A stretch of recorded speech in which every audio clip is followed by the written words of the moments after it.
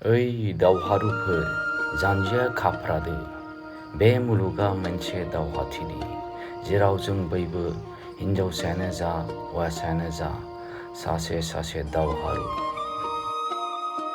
आं दिनै आगोलनि आबै आबौनि समनिफ्रायनो सोलिबोबाय थानाय फंनैसो बाथ्रा बुंनो नागिरदों, जाय खोथाफोरा जोबोद बेसेन गोसा आरो जोंनि जिउआव ओंथि गोनां। जानायनि थाखाय थांना थानाङा, थांना थानायनि थाखायसो जानो नांगौ। लेमनाय बिफां नुबोला बयबो दामफायनो आलगा मोनो।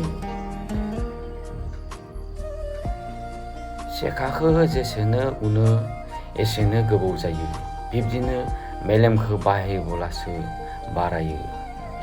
सेखा गोदाननि सानथाम आरो हिनजाव गोदाननि दानथाम सिनायनोब्लाथाय गायब्लासो खानो मोनो, बिबारा बारोब्ला मोदोमो। खोमसियाव मावनाया सोराङाव नुजायो।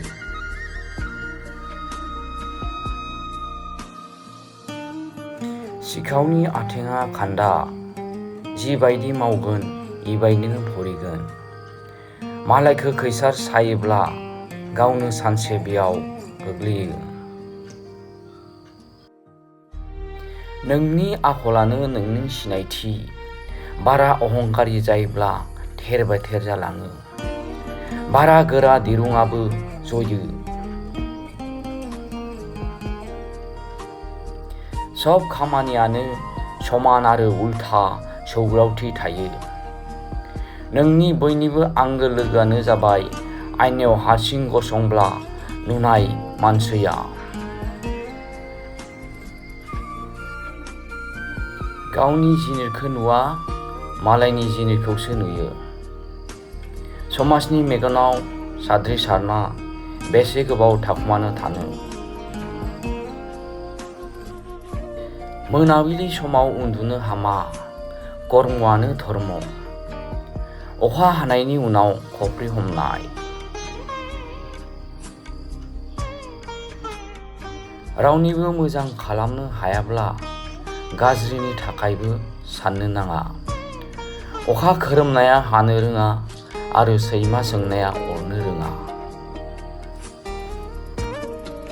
दैमा जनाया रेगा थालाङो, गरंनिफ्राय ओंखारनाय खांख्राया हाबफिननो रोङा। जाय मुलाया बारियो बेखौ बिलाइ गांनैयावनो सिनायो। जौसे मोसौ बुथारब्ला मोसायाबो थैनांगौ। हाब्रुआव अन्थाइ खुबैयोब्ला गावनि मोदोमावनो सिदेरो। जिनिरखो हुगारनो हागौ, नाथाय आखला गाज्रि जाबा हुगारनो हाया। जोबनायाव अन्नानै नोंथांमोना चेनेलखौ साबस्क्राइब आरो नटिफिकेसनखौ अल खालामगोन होनना आखाइ खबजबनानै खावलायहरनाय थाबाय।